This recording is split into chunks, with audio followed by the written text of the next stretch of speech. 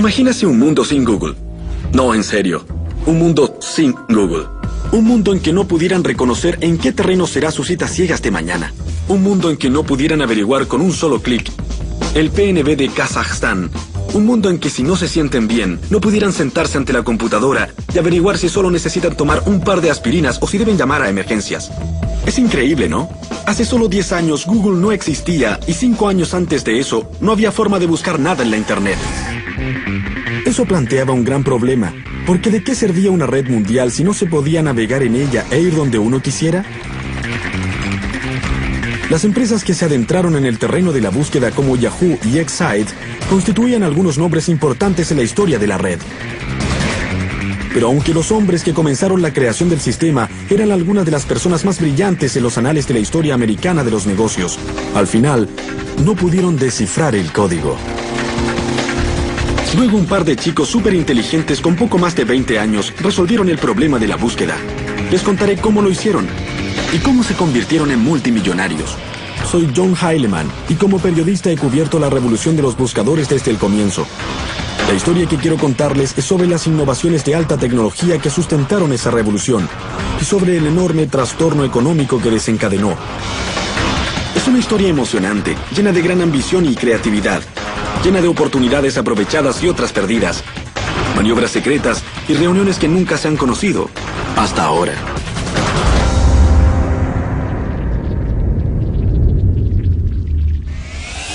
Si hoy en la red ingresan mi nombre, John Heilemann, en cualquier buscador, en un tercio de segundo podrán averiguar de inmediato que soy un periodista de revistas y verán un catálogo de prácticamente todo lo que he escrito. Considerando que hay más de 150 millones de sitios web y miles de millones de páginas web, la tecnología que hace posible esa búsqueda súper precisa es casi un milagro que la mayoría de nosotros da totalmente por descontado. Olvidamos que hace solo unos 10 años la red se veía así.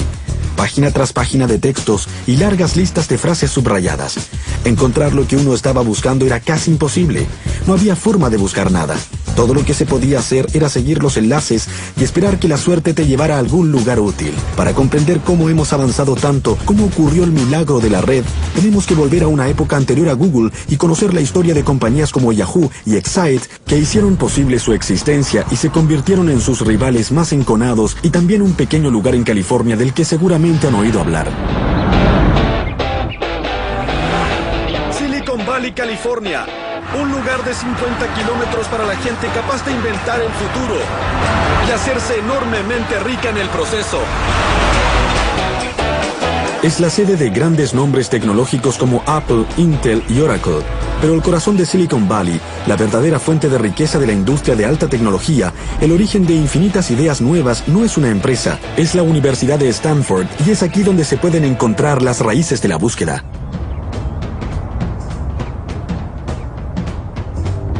Tal vez piensen que les hablaré de algún laboratorio por aquí, con alumnos sobresalientes y un superprofesor que estaban inventando un nuevo chip mega rápido o una supercomputadora que conquistaría todo el valle en un segundo, lo que es cierto, pero eso no nos interesa.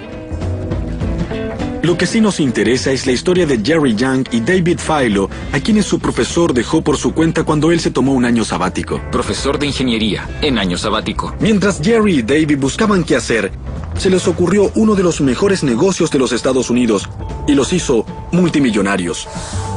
Hoy su compañía se llama Yahoo y es uno de los sitios con más tráfico de la red. Todo comenzó cuando Jerry y David intentaron usar la Internet en forma solapada para ganar la liga de baloncesto Fantasía de Stanford. Ambos eran estudiantes de ingeniería eléctrica y tenían acceso a la red. La recorrieron trabajosamente, sitio por sitio, buscando información deportiva actualizada. David averiguó cómo ir a diferentes lugares para conseguir información sobre los partidos de la noche anterior. Consiguió todo. Lo comprimió y trató de averiguar si debíamos cambiar jugadores e intercambiarlos o lo que fuera. Es difícil imaginar algo más trivial que el baloncesto fantasía, pero al buscar información deportiva poco conocida en una extraña red llamada Internet, Jerry y David daban los primeros pasos en el camino de la búsqueda. En esa época competíamos con estudiantes de otros departamentos y tratábamos de usar la tecnología como algo que haría la diferencia. Los otros leían el periódico y ellos se guiaban por eso. Creo que no ganamos por mucho. No sé si ganamos. Ganamos. En verdad ganamos, pero fue por muy poco. No sé si la tecnología nos ayudó, pero fue un experimento divertido. No sorprende que la red de 1994 no ayudara mucho a Young y Philo.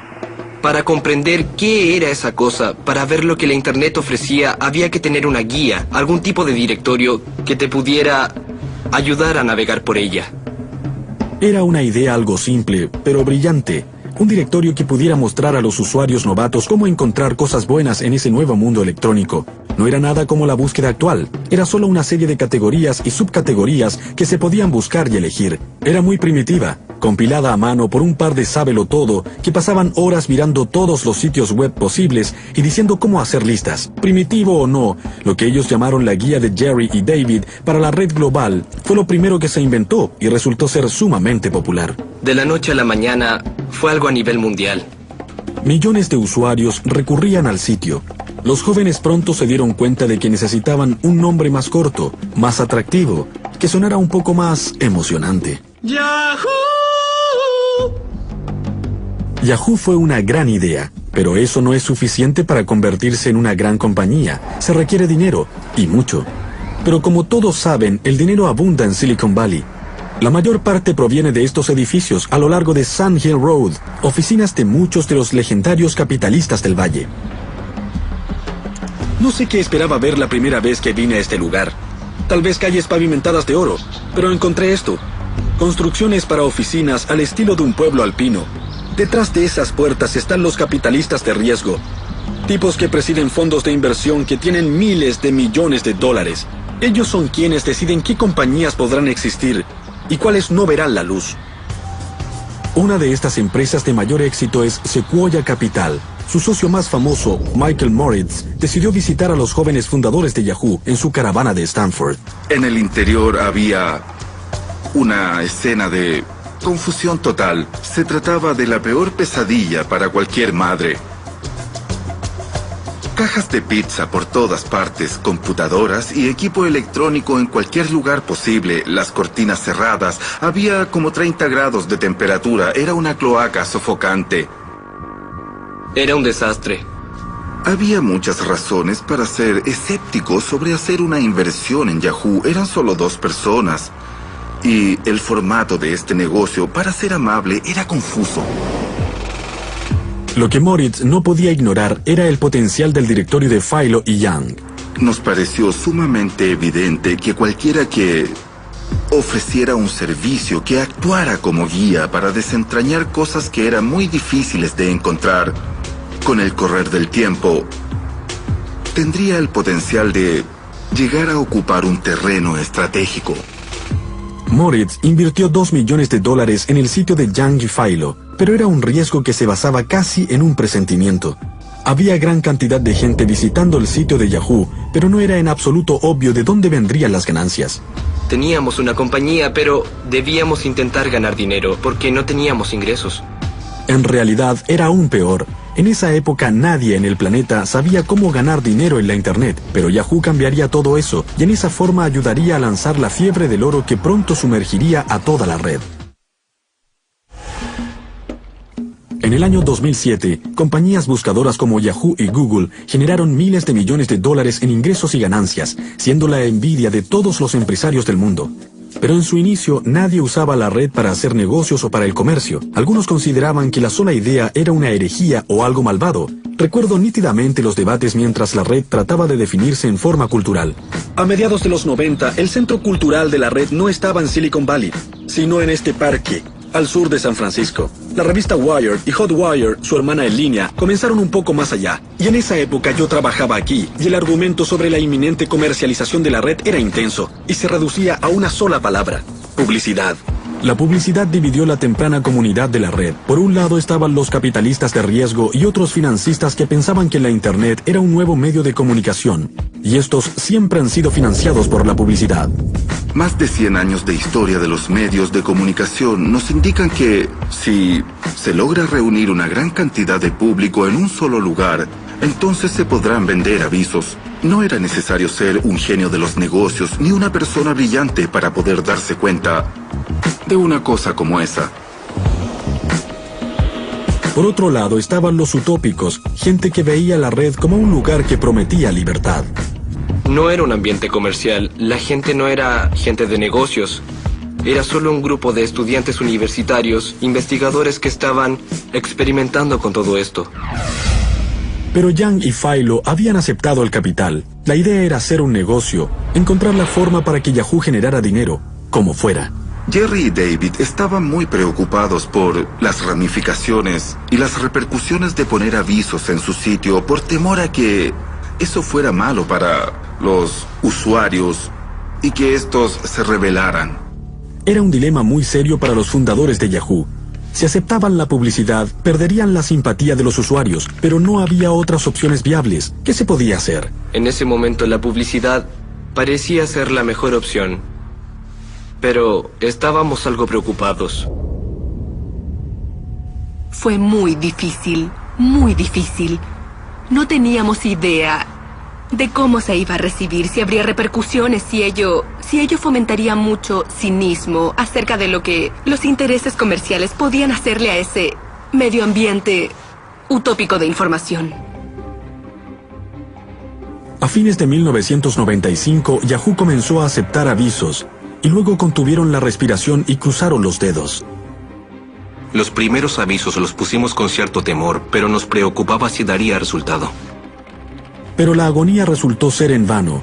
Los usuarios de Yahoo siguieron multiplicándose, y a más usuarios, más avisadores pagando más dinero para poner sus avisos dirigidos al creciente número de personas que los veían. Por primera vez, Yahoo había demostrado que era posible hacer dinero en la red. Fue un momento crucial de la historia y significaba una cosa. Había comenzado el boom de la red. Fue algo así como cuando se da la partida en una carrera. Para el año 1996, Yahoo enfrentaba varios rivales que estaban ganando terreno. Infoseek, Altavista, Lycos. Pero el rival más temible de Yahoo era una compañía llamada Excite. Superficialmente, Excite se parecía mucho a Yahoo. Era otra compañía de búsqueda que comenzaba por otro grupo de chicos de Stanford. Funcionaban en una pequeña casa, en vez de una casa rodante de universitarios. Pero la tecnología desarrollada por Excite era bastante más sofisticada que la que tenía Yahoo. En vez de una lista de sitios, compilada y clasificada en categorías por seres humanos, Excite era puro software. Cuando se escribía la pregunta, el servicio revisaba la red buscando páginas que tuvieran la palabra ingresada. Era una versión más rudimentaria de lo que hoy consideramos una búsqueda. Cuando empezamos, éramos el número 17 en una carrera de 17 caballos. Y sabíamos que en un año más seríamos número 1 o 2 o que estaríamos muertos. La avaricia dominó todo. La ambición, el entusiasmo eran evidentes. En 1997, la Internet estallaba, mientras millones de personas se ponían en línea para ver de qué se trataba todo esto. Compañías como Yahoo y Excite estaban muy ocupadas convirtiéndose en lo que se conoció como portales, lugares llenos de diversión, correo electrónicos y salas de chat. Eran carnavales en línea, llenos de tentaciones, baratijas y burbujas, diseñadas para convertir a los usuarios en una audiencia cautiva. Hizo que todos se dedicaran a la innovación extrema, a la competencia extrema, y terminó siendo una forma de vida muy intensa e insostenible. Era un golpe tras otro. Nosotros lanzábamos la personalización y Yahoo también lo hacía. Yahoo lanzaba el correo electrónico y nosotros también. Uso Yahoo para escribir un libro sobre chasquear los dedos. Los primeros años fueron un tanto confusos. ¡Ya! Nadie sabía la dimensión que alcanzaría. ¡Muy bien!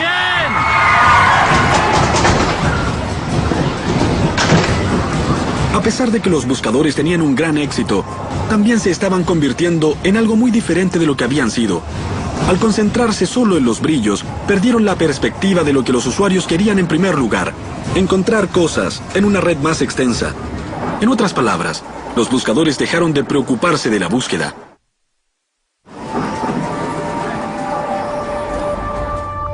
Silicon Valley, las calles de San Francisco y la zona de la bahía estaban llenos de jóvenes ambiciosos, buscando posibilidades en la red, enfrentando los problemas relativos a la red, ¿cierto? No.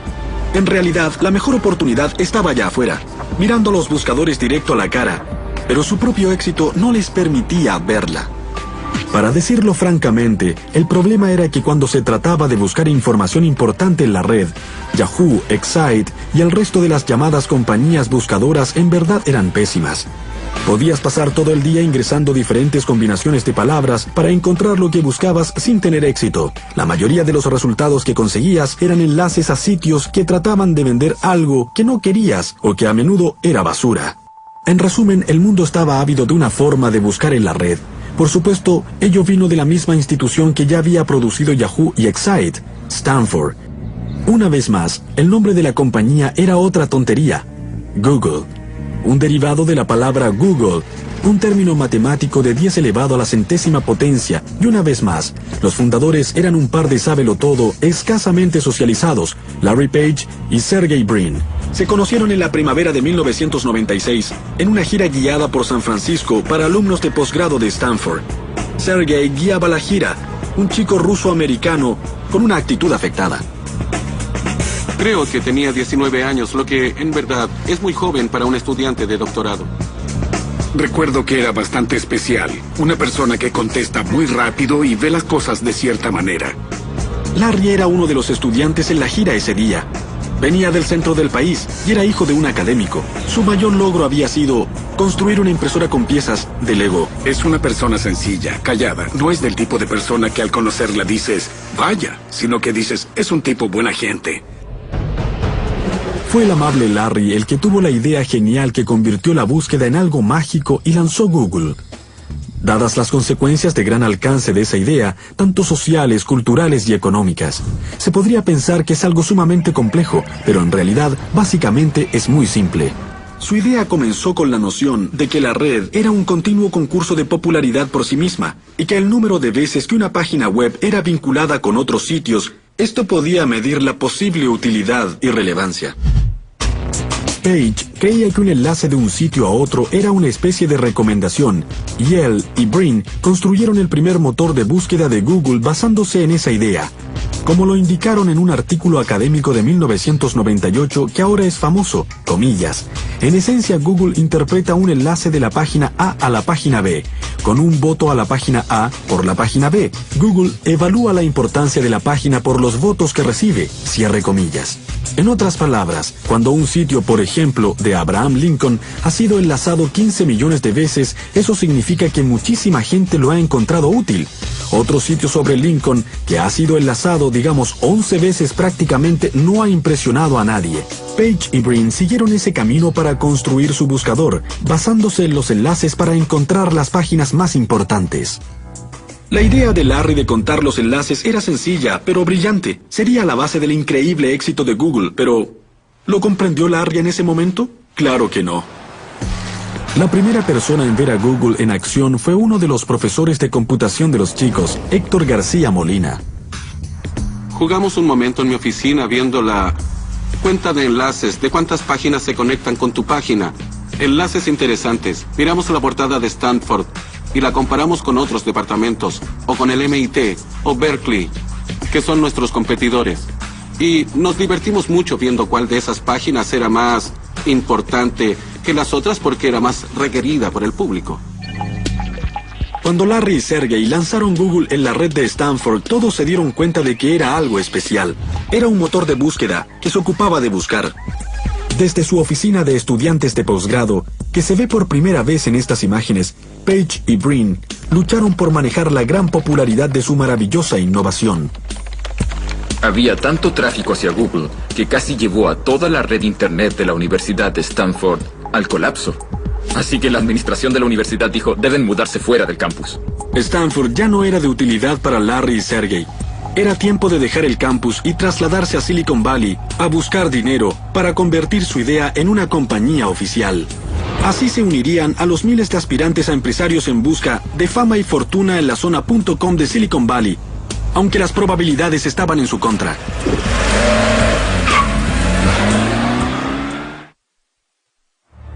vemos a Google con un valor de mercado de más de 200.000 millones de dólares. Su enorme sede en Silicon Valley y su influencia en los cambios culturales, y suponemos que los inversores deben haber golpeado a su puerta, en especial en la época de la burbuja.com, cuando algunas de las ideas más absurdas recibían mucho dinero.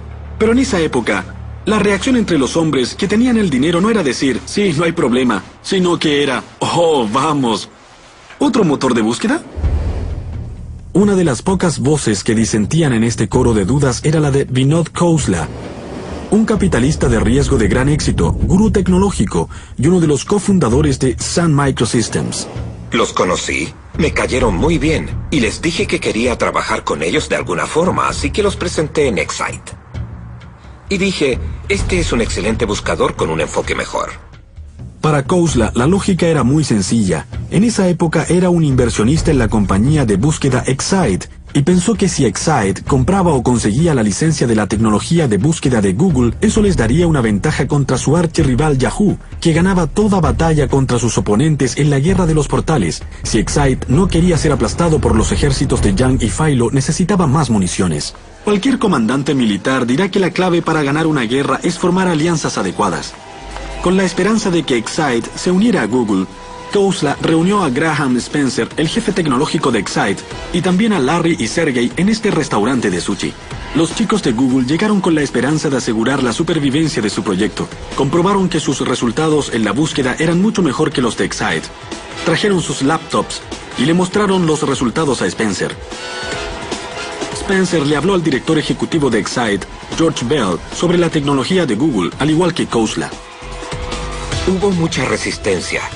Y siempre dijeron, con una visión bastante rígida, que la búsqueda era algo genérico, que ellos podían hacerlo, que eran casi tan buenos y que no importaba. Y no era un problema de precio, porque entonces Google era muy barato. Podían haberlo comprado por algo así como $1 millón.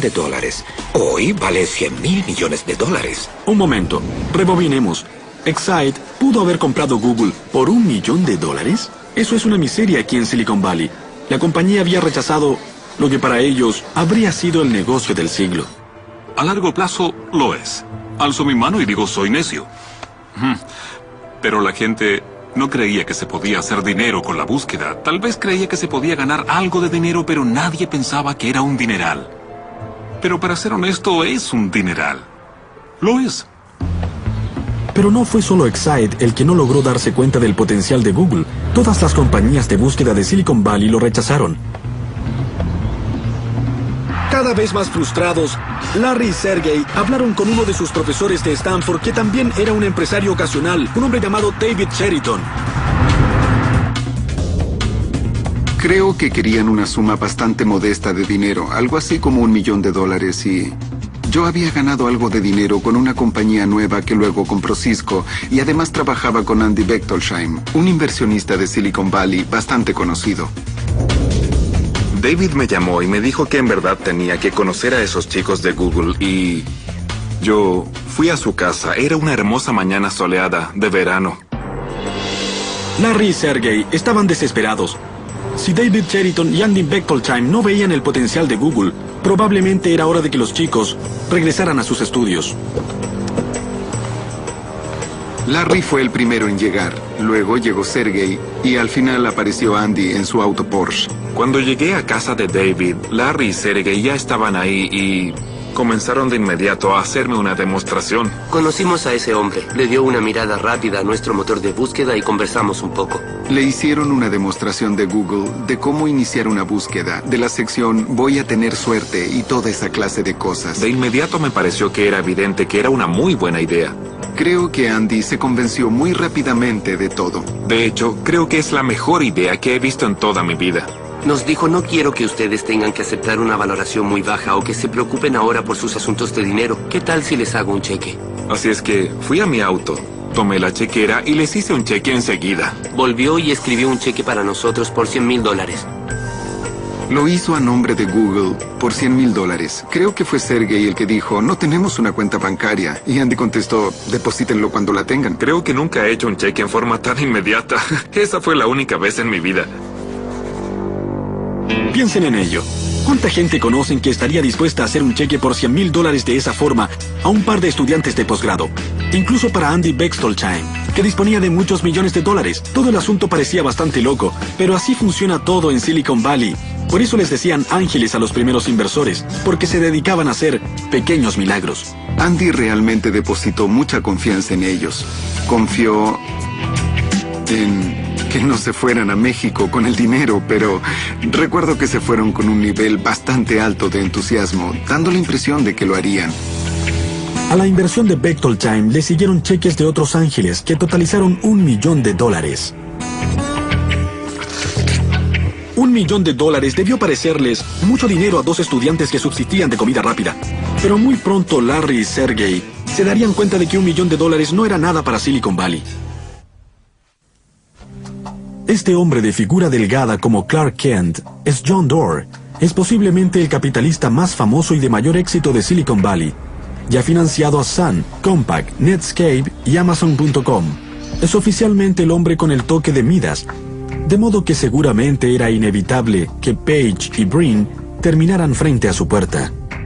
Estaban totalmente convencidos de que la búsqueda era muy importante y que iba a crecer tanto, que enseguida les pregunté qué tan grande. Y Larry Page, totalmente serio, me dijo, bueno, 10,000 millones en ingresos. Realmente me caí de la silla. Estaba seguro de que eran empresarios de gran ambición con una visión poderosa. Habían unas cosas que a John Doerr le importaban más que las ambiciones desmesuradas. E incluso en esa época Page y Brin tenían ambiciones que harían ruborizarse a cualquier mortal. Querían literalmente organizar toda la información del mundo y hacer que fuera posible de encontrar en forma universalmente accesible. ¡Wow! A comienzos de 1999, John Doerr me llamó para que viniera a su oficina porque deseaba mostrarme algo. No tenía idea de lo que estaba hablando, pero cuando John Doerr llama, uno va. Me dijo que me sentara detrás de este escritorio y que había invertido en una nueva compañía, en una empresa de búsqueda. Se dio vuelta hacia su computadora, encendió el navegador y me mostró un sitio del que nunca había escuchado, Google.com. La diferencia era asombrosa, al igual que la gran sencillez de Google, y los resultados fueron notablemente acertados. Giré hacia Doerr y le dije, ¡wow! Es impresionante, pero no hay avisos a los costados ni nada que se le parezca. ¿Cómo podrá ganar dinero esta cosa? Doerr me contestó, estos chicos resolverán el problema más difícil de la Internet, y si no podemos ver cómo hacer dinero con ello, no deberíamos estar en este negocio. Pero ingeniárselas para ver cómo convertir a Google en una empresa rentable no fue nada fácil. Y mientras los días se convertían en meses sin un modelo de negocio definido, los capitalistas estaban cada vez más intranquilos. Nadie contaba con medios para mantenerse asociado a Google. No había dinero cambiando de manos. Y los fundadores tenían que contratar gente. Tenían que pagarle a esa gente. Debían comprar equipos para poder suministrar el servicio. Y todo eso requería dinero. Todos los meses cerca de $500,000 salía por la puerta de Google. Lo que quería decir que los $25 millones en el banco no iban a durar mucho.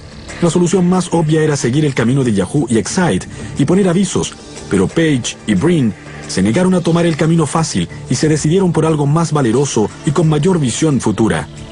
No resistían la idea de que Google se convirtiera en otro portal abarrotado. Querían asegurarse de que la gente disfrutara de una gran experiencia, pero también querían que los avisos tuvieran sentido para los usuarios. Page y Brin no estaban en contra de los avisos en sí mismo, pero querían que estuvieran más relacionados con la red. Pero no podían imaginar cómo hacerlo. Sin embargo, se estaban quedando cortos de tiempo y de dinero, así que, dando el paso más controvertido en la vida de la joven compañía, encontraron la solución al problema al más puro estilo Silicon Valley. Lo copiaron de otra persona. Esa persona era este hombre, Bill Gross. Con domicilio en Los Ángeles, Gross no tenía conexión alguna con Google. Dirigía una pequeña empresa llamada Idea Lab, una incubadora de ideas innovadoras con estilo propio y generadas por compañías nuevas. Fue Gross quien solucionó el dilema de los avisos en la Internet y en forma indirecta fue la salvación de Google. Voy por la vida buscando problemas y viendo en qué formas se pueden resolver, ya sean problemas de la vida diaria como el tránsito, problemas de salud o problemas de tecnología. Me gusta ver las cosas y pensar cómo se pueden mejorar. En el curso de su carrera, Gross se ha dedicado a todo, desde robots a paneles solares, pero en 1999 su obsesión era la publicidad en la red. Supe del problema de esa empresa. Nuestra compañía buscaba formas de publicidad más eficaz y yo me decía, ¿cómo podemos hacer que esto sea mucho mejor? ¿Qué tienen de malo los avisos que compramos ahora? ¿Cómo nos gustaría que fueran? La idea de Gross era brillante en su sencillez, tal como la idea de Page de contar los enlaces. Comenzó cuando se dio cuenta de que cuando alguien hace una consulta, no solo le está diciendo al mundo qué es lo que le interesa, sino que también está diciendo qué es lo que le interesa comprar. Si ingreso las palabras Bob Dylan, estoy diciendo al menos que siento curiosidad por él y que tal vez quiera comprar su nuevo álbum. Si toman esa información y la de otros nombres de músicos que he consultado en Google, tendrán una imagen detallada de mi persona como fan de la música. Es una información muy valiosa para el negocio de la música. Eso fue lo que visualizó Bill Gross, captando antes que nadie que un motor de búsqueda sería la herramienta de mercadeo más poderosa y más eficiente del mundo. En jerga técnica, las palabras que uno ingresa en un buscador se llaman palabras clave, y Gross se dio cuenta de que podían valer una fortuna. Las palabras clave son el futuro del negocio. Son muy valiosas porque cuando una persona ingresa una palabra clave en un motor de búsqueda está abriendo una gran ventana a su mente y a la intención que tiene en ese momento. Si escribe más de una palabra, es sumamente valioso. Gross creía que podía vender palabras claves a los avisadores. Por ejemplo, BMW podría pagar bastante para asegurarse de que cada vez que alguien ingresara la palabra auto, apareciera un enlace al sitio BMW en la búsqueda. Pero incluso entre la propia gente de Gross, la idea de pagar por lugares parecía inaceptable.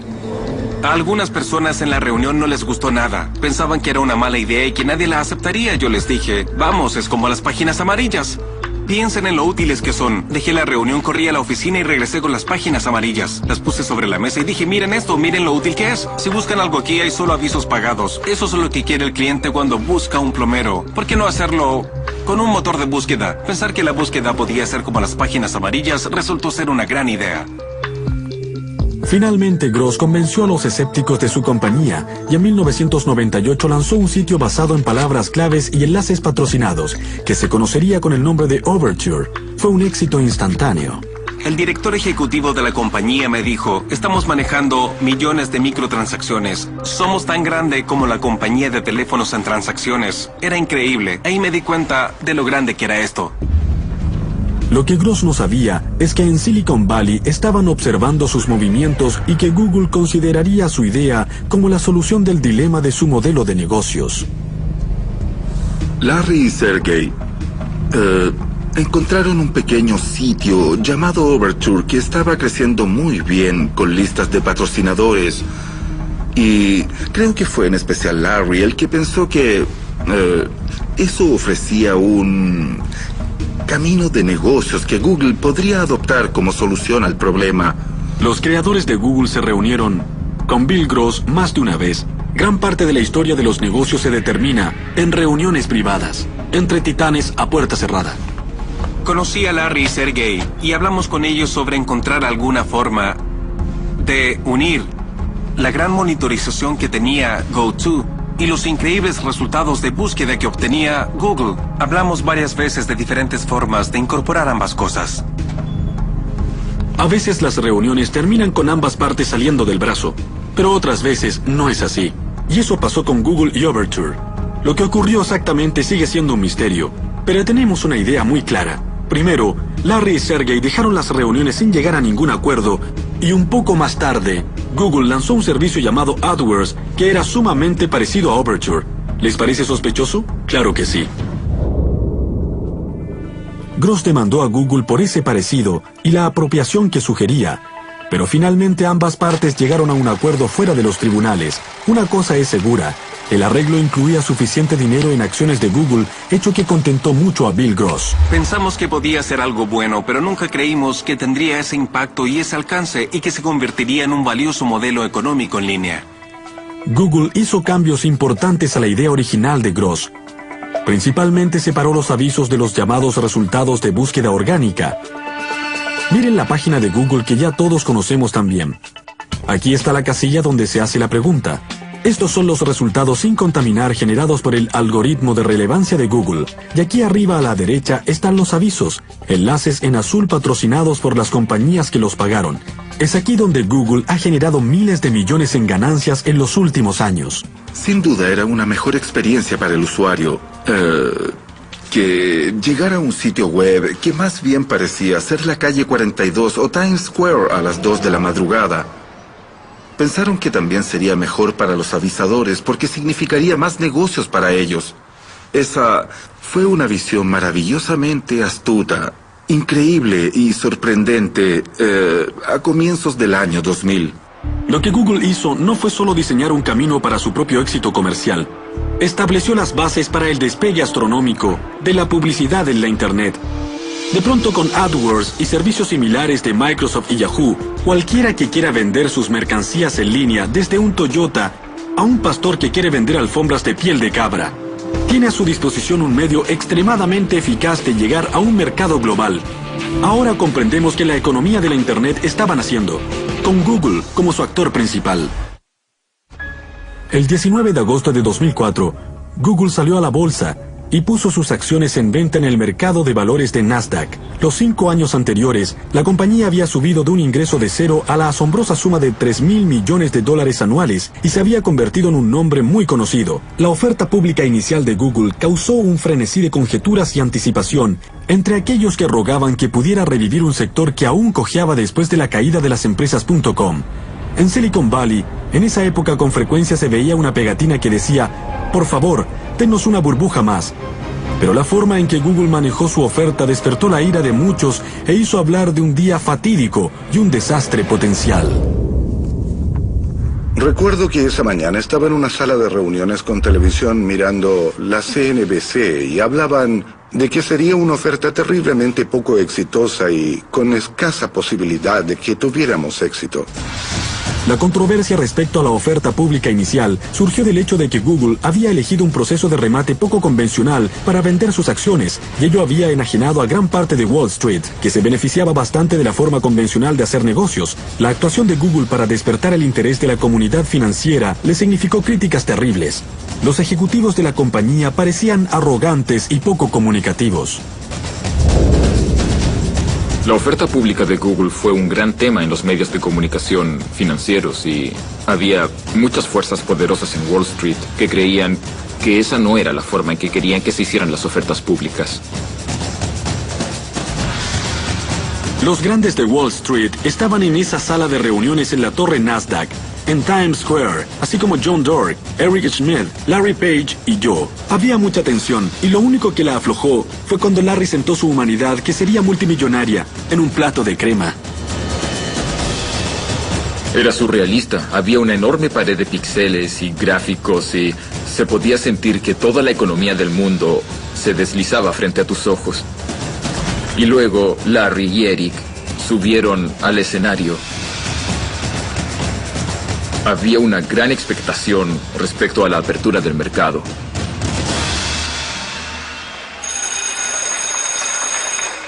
Y después comenzó.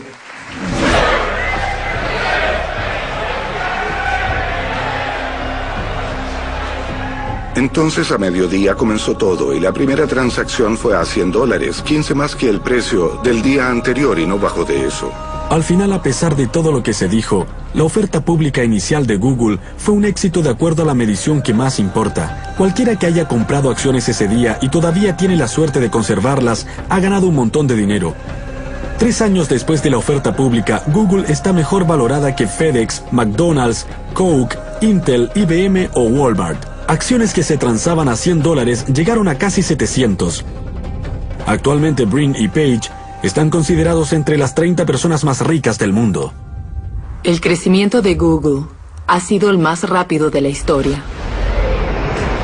A pesar de llegar de inmediato a Fortune 500, los fundadores de Google siempre se han esforzado por asegurar de que su compañía no sea percibida como otro matón voraz, como digamos Microsoft en su era dorada. Su ostensible eslogan corporativo altruista es: no hay que ser malvado. Su sede es un regreso a la era .com, con comida gratis, cojines para sentarse y scooters. Pero a pesar de todas las pequeñeces para sentirse bien, Google sigue siendo una máquina capitalista que continúa prosperando gracias a la unión de la búsqueda y la publicidad que la compañía ha perfeccionado. Hasta que la publicidad en línea no fue realmente eficaz, no había forma de pagar a los programadores que estaban haciendo el software. Eran subsidiados. Por ejemplo, en Sun vendíamos sistemas o hardware y usábamos ese dinero para pagar a los programadores. Hoy, el negocio de la Internet paga a sus programadores con ganancias de la red que provienen de la publicidad. De modo que el desarrollo de la tecnología y la publicidad van de la mano. Pero Google no se dedicó a descansar y a explotar su negocio principal. No se ha dormido en sus laureles. Al contrario, sabe muy bien que quedarse quieto en el negocio de la tecnología equivale a cometer un suicidio comercial. Google ha invertido sus ganancias en infinitos experimentos y proyectos. Ha metido la mano en todos los negocios a su alcance. Tenemos Google Library, Google Books, Google Maps y Google Earth. Luego Gmail, Google Calendar, Google Spreadsheets y Google Docs. La compañía compró Blogger para publicaciones personales en la red. También compró Picasa para compartir fotos en línea. Y por supuesto YouTube para compartir videos. Ante los ojos de muchos, todo eso equivale a un plan de dominación. De modo que no es de extrañar que la Google manía se esté convirtiendo en una creciente fobia a Google. El fenómeno de la fobia a Google es más fuerte entre los partidarios de la privacidad, que se preocupan sobre cuánta información sobre todos nosotros está guardada en las bases de datos de Google. No solo esas personas están preocupadas, incluso los mentores originales de Page y Brin están inquietos. La gente comenzará a sentir que tener demasiada información guardada sobre todo lo que han hecho, todo lo que han buscado, es un peligro real. Cada vez veremos más opiniones así. Para otros, el gigantesco dominio de Google y su expansión voraz es un llamado a las armas. Aunque Excite se acabó hace tiempo, Yahoo ha mejorado su búsqueda y sus ofertas de publicidad. Microsoft, una compañía conocida por no rendirse jamás, por llegar tarde a la fiesta, pero siempre ser la última en irse, también se ha impuesto como misión derrocar a Google. En general, si hubiera una gran oportunidad en Internet o de software, Microsoft se daría cuenta rápidamente porque tiene mucha gente muy inteligente, grandes recursos y mucha fuerza. Más importante aún, a medida que Google ha extendido su alcance a tantos rincones del comercio, su lista de enemigos fuera del negocio de la tecnología se ha hecho más larga y más imponente. Desde Viacom y News Corporation, de Rupert Murdoch a las empresas editoras y muy pronto a toda la industria de telecomunicaciones. Las fuerzas que se acumulan contra Google harán que la compañía enfrente desafíos mucho más grandes de los que ha encarado hasta ahora. Para que Google continúe su crecimiento meteórico, Larry y Sergey y el resto de los Googlers tendrán que ser ágiles, innovadores e infinitamente creativos. La historia de la alta tecnología indica que las compañías, sin importar su grandeza, cometen errores muy graves, y aunque a Google no le ha ocurrido, igualmente le sucederá.